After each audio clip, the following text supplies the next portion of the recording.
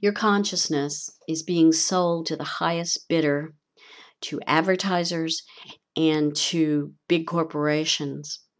And most of us aren't even aware that it's happening. We aren't even aware that we're being exposed to this. None of what happens comes to most of our consciousness because it takes energy and effort to think about what they're doing to us. It's easier to be complacent. It's easier to be docile.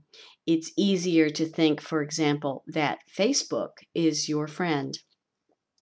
Not only do you have friends on Facebook, but that it is your friend, that it has no ulterior reason to exist, that it exists to help you facilitate keeping track of what people you know and a lot of people you don't know are doing.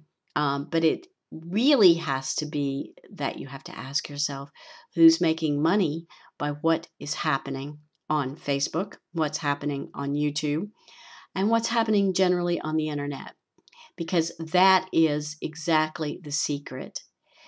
Douglas Rushkoff is a brilliant thinker. There is a link in the low bar. It's over an hour, and you probably don't have time to watch it. I can't summarize it.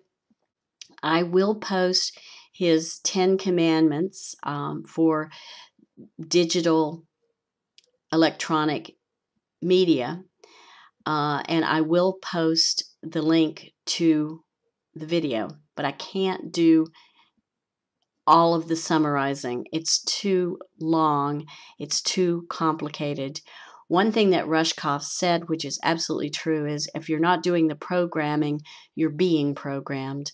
And that is the truth. And it seems like just a sort of nerdy catchword, a nerdy meme, but it's a lot more than that. And it's a lot more ominous than that.